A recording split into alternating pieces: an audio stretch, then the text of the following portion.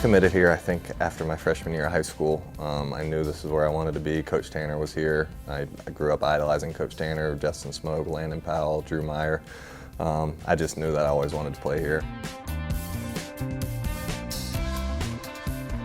Grayson Greiner had the chance to live out his childhood dreams by not only playing baseball for his hometown university, but also by playing Major League Baseball. He recently retired from baseball, but he's still living out his dreams with his family. We catch up with him now on Gamecock Talk.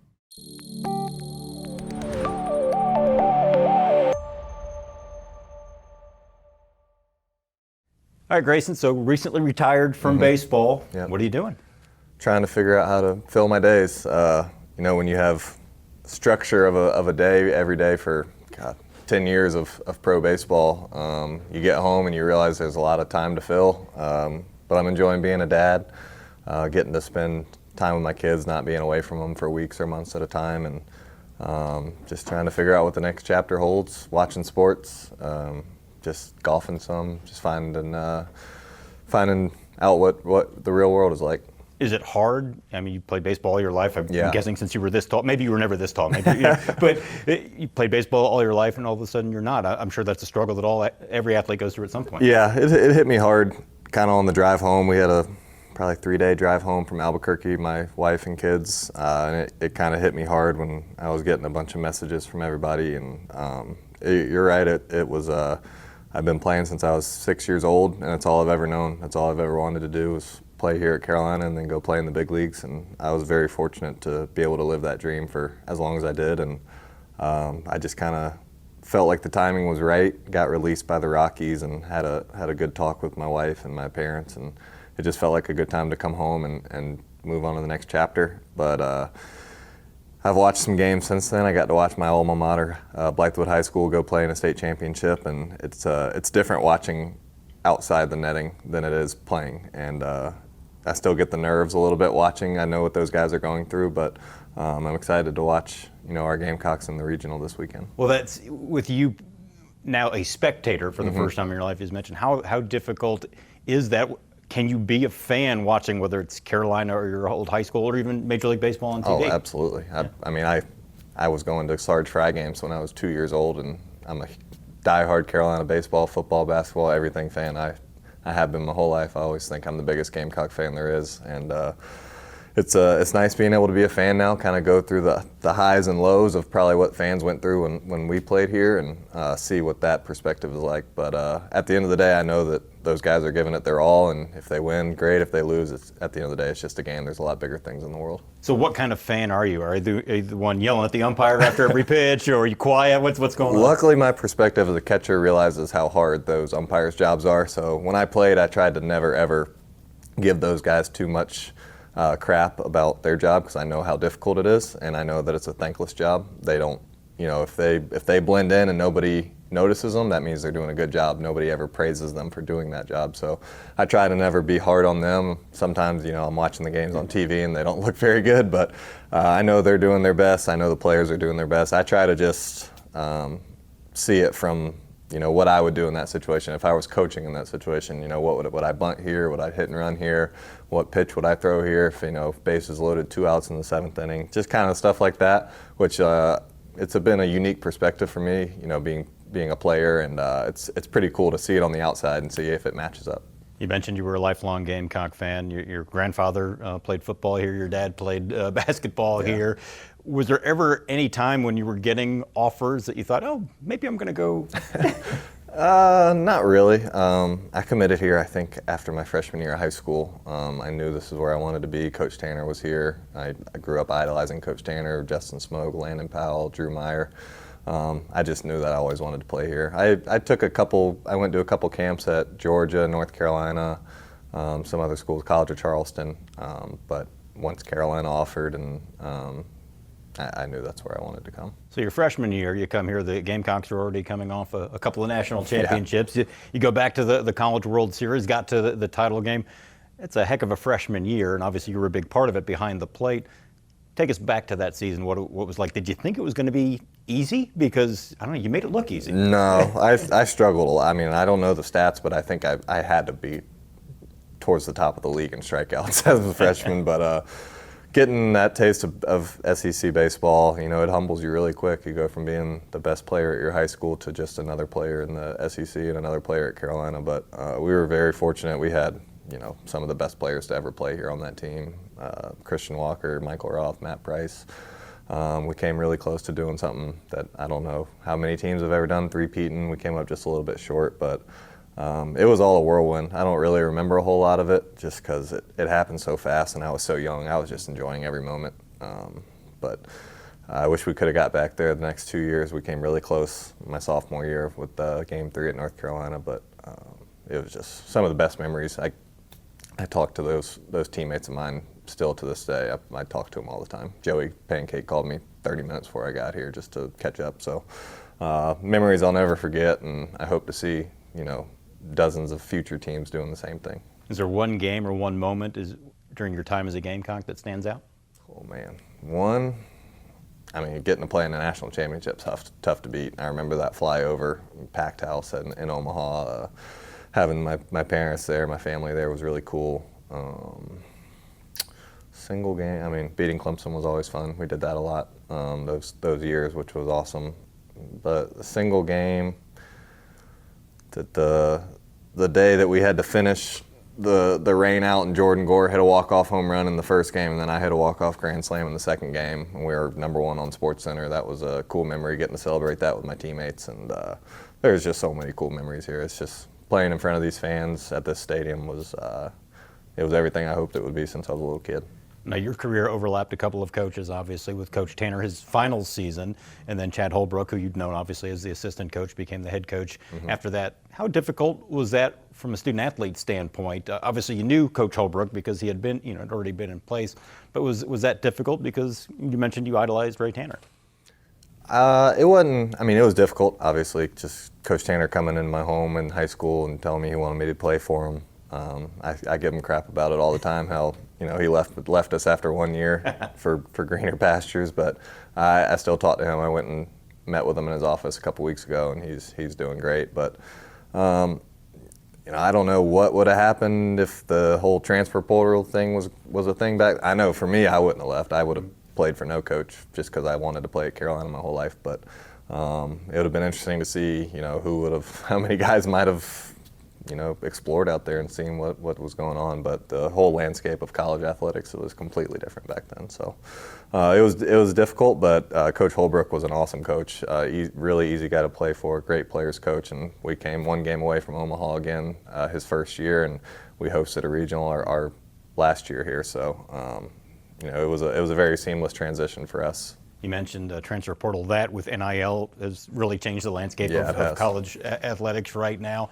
From your standpoint, as a former student athlete and now as a fan, good, bad, are there certain things you like or dislike about either of those? Because it's a Pandora's box. Yeah, I've kind of being gone 8 months out of the year, I don't get to see it too up close. I try and keep up as much as I can with the football program, baseball, basketball, all the big programs, and I definitely think there's positives. I've always thought that it was kind of the short end of the stick that all these sports are bringing in millions and millions and millions of dollars, and the players are kind of expendable. A coach leaves or gets fired, and the player is expected to stay no matter what. And there's a lot of gray areas there, but I think it's definitely a good thing that they're trying to make progress in different respects with all that. But it's hard for me to comment on it because I don't really know the ins and outs of all of it.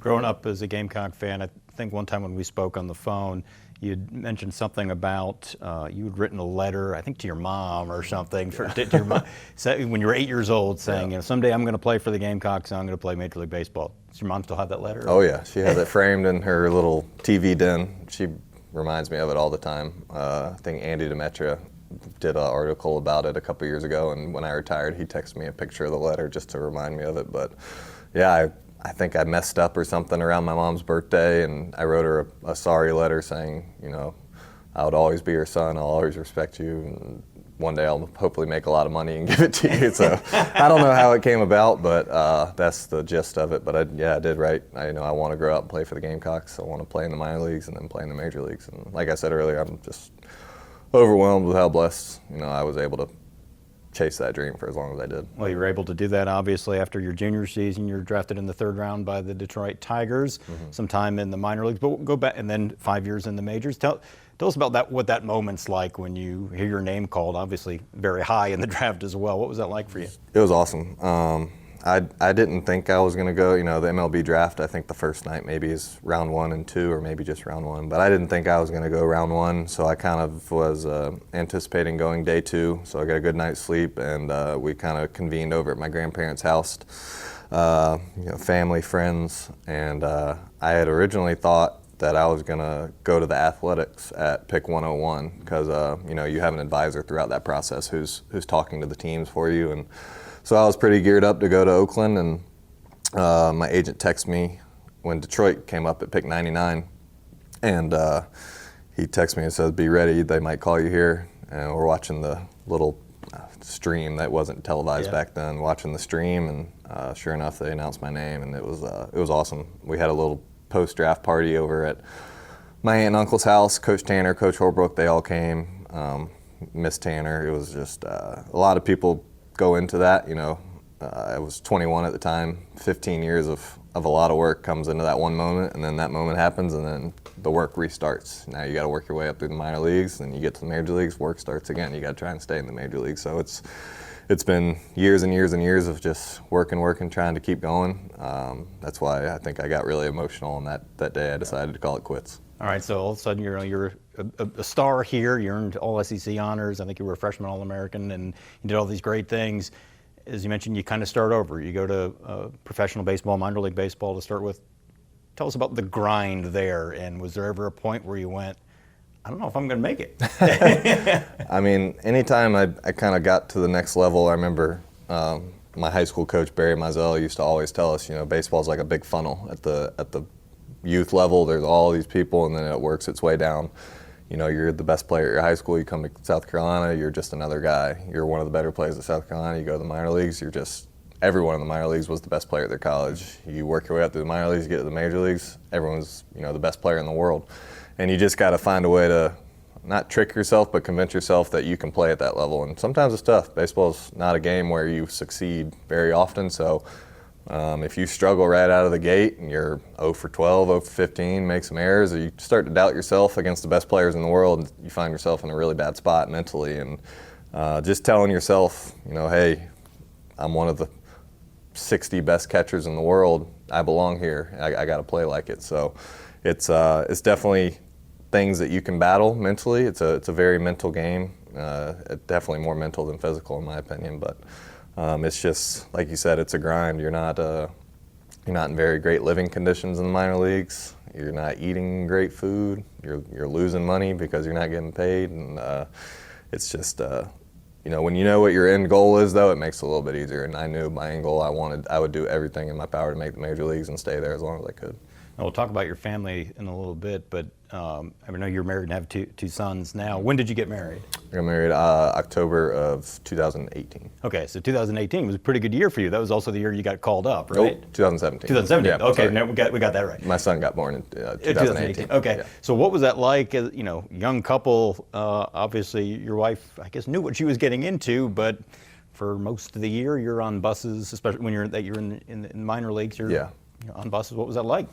It's tough. I mean, we were dating 2 or 3 years before we got married, and like you said, she's been amazing. Supporting me along the way. Been through the ups and the downs of struggling and succeeding in a really hard game, but being away for weeks at a time, months at a time, and then once we started to have children, what she had to do at home for weeks at a time, months at a time, with she had my parents' help and her parents' help a little bit, but for the most part, 99% of the time, she was doing it all on her own.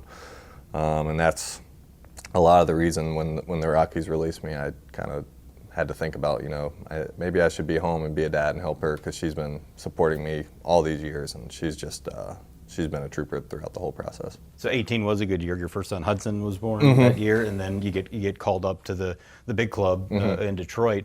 What do you recall about that moment, and how big of a jump was it for you to go from minors to MLB? Yeah, I mean, it was amazing. We were our AAA team, Toledo, was playing in Durham, North Carolina. We were playing the Durham Bulls, And it was just a regular day. I was in the lineup catching, went out for batting practice, did my normal routine, and then I came in and saw that a new lineup card was out and my name wasn't in the lineup and it wasn't on the reserves. So I found that odd, and then I got on Twitter or whatever and saw that Miguel Cabrera got hurt, and I knew that our backup catcher in the big leagues was also a first baseman, so I kind of put the pieces together. Sure enough, after the game, manager calls me in, told me I was going up, and there's nothing you can really prepare yourself for that moment. It's almost similar to getting drafted again. It's just a wave of emotion comes over you. The cool part was my dad and my wife and our newborn were in Durham because it's so close to home. So I got to come out of the dugout. They were waiting on me because I told them, hang out a little bit longer. And we got to celebrate as a family. Hopped on a flight, Kansas City. Ron Gardenhider was the manager at the time, told me, hey, you're going to catch on Sunday, a day game. So I had a couple days to prepare scouting reports, get ready mentally, try and get over the nerves, but got to hit my first at bat, which was cool. I don't remember. I blacked out the whole day. I know we lost. First batter that came up for the Royals was Whit Merrifield, so that was a pretty cool moment. Yeah. He told me congratulations and everything. He hit a double and stole 3 bases on me, though, so that was kind of messed up. He's such a good player. But anyways, it was just an awesome memory for me and my family. How much do you guys talk when you're behind the plate? How much do you talk to hitters? Is it just guys you know, or is there always conversation? I always, first at bat, I always try and say, hey, how you doing, man? But some guys are very locked in and very businesslike, and I can usually look at their face and tell if they want me to say hello or not. 99% of guys, when they come up, tap you on the shin guard, have a good game, stay safe, stay healthy, whatever. I mean, there's so many good guys in baseball that you get to compete against on a daily basis. But yeah, it's I don't talk. I'm not a very talkative guy in general, but I usually say hello to those guys. All right, so 5 years in the majors. Where was your favorite place to play? Favorite just park was probably Fenway, just because of the history. Favorite, like everything, city, park, hotel experience, kind of underrated. I love Seattle. I had never been to the Pacific Northwest. Just getting to, walk around the city. I think we had an off day there, getting to walk around the city, their whole sports section with the Seahawks right there, the Mariners. It's just a really cool city. I had been an East Coast guy my whole life. Like I said, I've lived here my whole life, so getting to see a new part of the country was just really cool for me. Did you ever have a welcome to the majors moment where somebody got you, whether it's a teammate, doing something to you, off the field, or just something on the field? Not really. There's not a whole lot of hazing allowed anymore, thankfully. But I guess I want to say probably one of my first 5 or 6 games in the major leagues, I was catching, and I think the first 5 guys in the order were Ian Kinsler, Mike Trout, Shohei Ohtani, Albert Pujols, and Justin Upton, which that was kind of the moment where I kind of had to step back and be like, oh my, these are the best players in the world. And that was even before Ohtani became who he is now. I think that was maybe his first or second year in the big leagues, but Albert Pujols, that's crazy. I was like 5 years old when and getting to play with Miggy was, he was like larger than life. Just some things I'll be able to tell my grandkids that are really cool, and I'm so blessed to be able to say. So no fanboy moments? You didn't pull a Sharpie out of your shin guard and say, hey, can you sign this? I think I got 3 jerseys autographed in my career. I got Miggy, obviously, Aaron Judge, and Yadi Molina, who I idolized as a catcher. So those are going to be really cool memories to hold on to. What about, we talked about memorable moments from your time as a Gamecock. What about in the major leagues? You talked about some of the cities you like, but was there a moment where, whether it was your first hit or first home run or just being somewhere for the first time that stood out?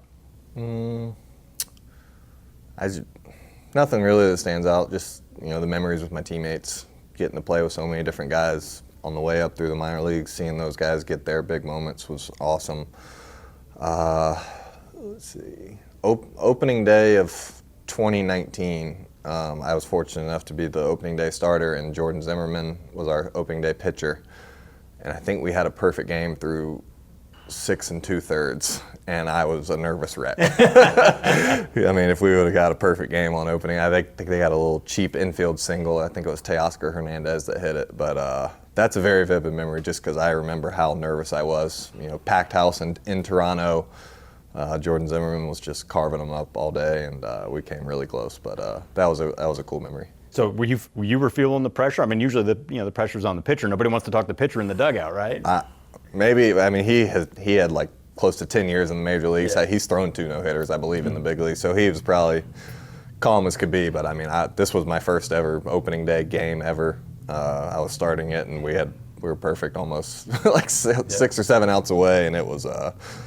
My heart was beating faster than it has in a long time then. Well, once you get to Major League Baseball, you never know how long you're going to be there. You were fortunate to have 5 years of playing there.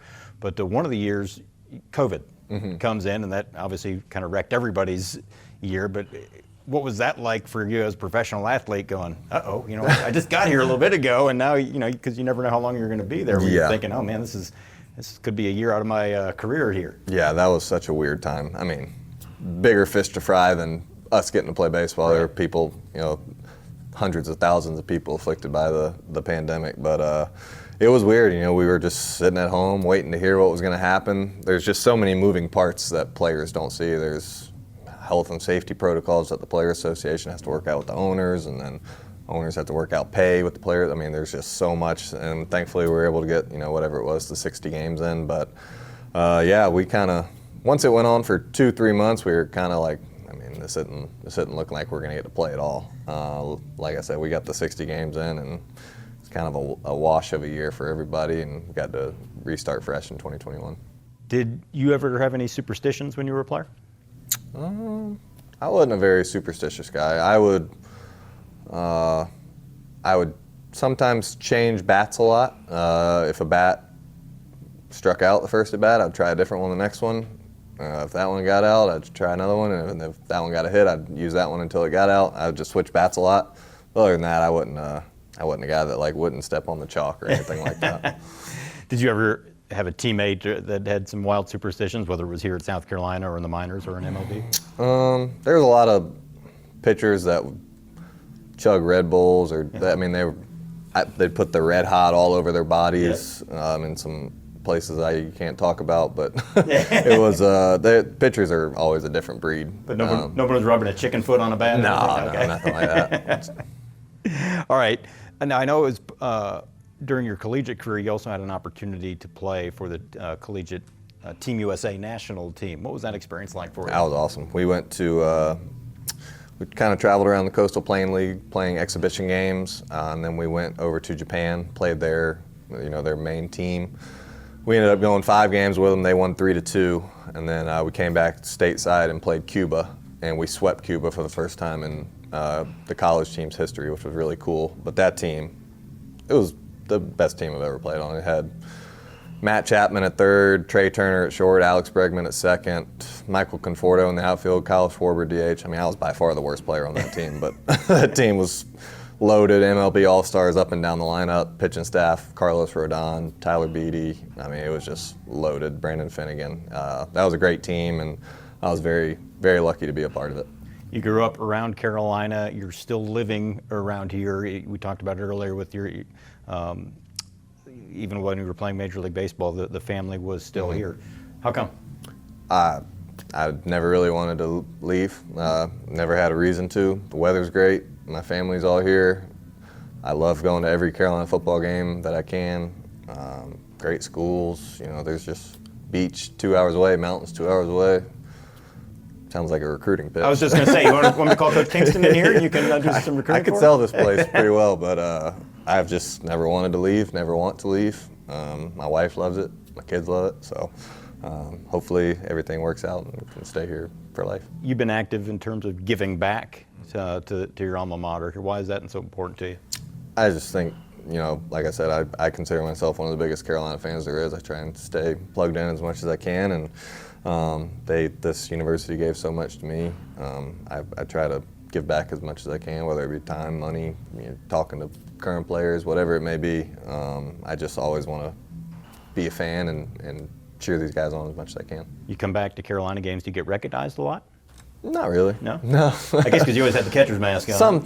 Sometimes being so tall kind of stand out a little bit. But luckily you're kind of hidden with the mask a lot. Okay. Well, does it hurt your feelings at all that people don't know? No, I don't care. Couldn't care less. Do you take the kids to the games? Yeah. The only reason we had the MLB lockout last year, so we got to come to opening day and then the Clemson series. I got to bring my kids, but other than that, I usually left for spring training like early February. So I've maybe been to 2 or 3 Carolina games since I'm done playing, but going to become a season ticket holder, which will be nice for the first time, and be able to bring them whenever I want. Well, I can tell you, with little kids, it doesn't matter where your tickets are, you're going to be spending a lot of time over there on the playground. So, I know. Get used to that. They're probably sick of watching baseball anyway, so. Nor football. Well, I was going to say, what about your kids are pretty young, right? What, 5? 5 and 2. 5 and 2. All right, so the 5-year-old, is he playing T-ball yet? Or? He played last fall. He loves basketball. He loves sports in general, so kind of just see what he likes to do. I'd love him to be a golfer so I can be his caddy and go travel golf courses. Okay, well, there you go. Well, that could be your next career path. Yeah, right? We'll see what happens. Go to caddy school. How much golf are you playing?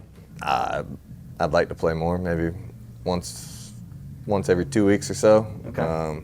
I need to get some golf lessons, so to get a little better. Well, you talked about living your dream of playing for the Gamecocks and then playing Major League Baseball, and you said you'd written a note after, I guess you'd done your mom wrong or something like that, and you were contrite about that, and you said you'd basically pay her back. Okay, once you made MLB, is she going, okay? No, that's not my mom's style.